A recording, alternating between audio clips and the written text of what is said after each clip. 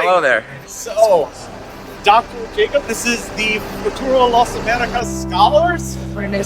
We've been working on projects that will somehow impact our world to the future we want to see. I know that you're particularly focused on innovation and how that works, and how you might find your place in the world in that way. We have a nice quiet place upstairs and we can chat some more, and then you'll have some time to work among yourselves. We really need to have a combination of government and private and international cooperation to make these things happen.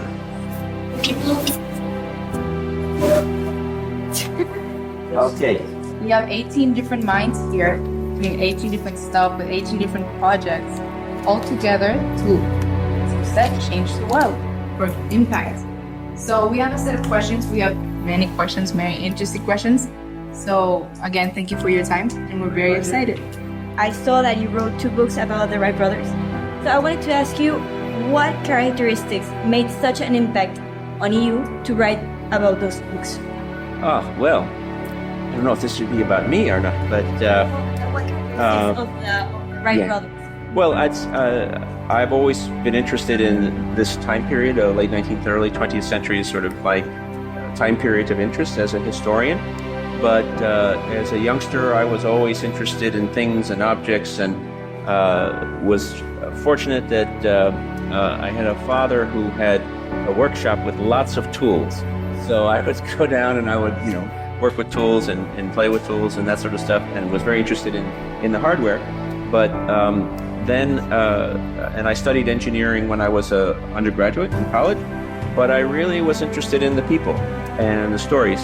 And so I became a historian, and I became a historian of technology. I think also one really interesting thing to look at, and this is kind of what intrigues me, and I've written a lot about this, is, we tend to look at creativity in different ways. If we say we're going to talk about engineers or technical people, we say, well, they have this kind of mind and they think this way and they work this way. And then if we look at artists or creative people in other instances, well, they're very, very different sorts of people. They think in another way and their mind works in a different way. And that's true in some extent. Usually most artists are not great at calculus and that sort of thing. But in terms of creativity, there's an awful lot of commonality, and there's an awful lot of visual thinking that goes on in invention. When you talk about inventors and scientists and so forth, we think very mathematical and very calculating and all that sort of stuff. But there's also a very visual aesthetic element to technological design.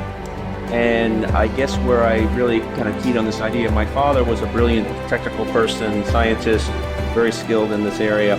My mother was a European-trained fashion designer. She's very creative in fashion and design, and didn't care anything about numbers or technology. But having grown up with 2 very creative people in 2 very different fields, but you can see that creativity is creativity.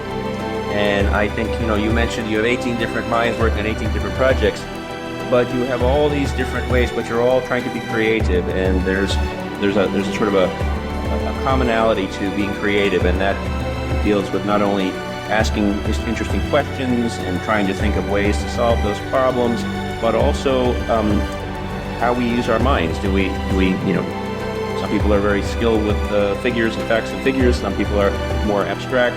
We talk about right brain people, left brain people, and how we think. But in terms of creativity, there's a common human element of that. And I think when you look at somebody like the Wright brothers, one of the things that they were really, really good at was they could visualize in their mind's eye a solution to a particular technical problem. There's lots of ways to think about a problem when it comes to creativity. So to me, that's what's interesting, is how people are creative.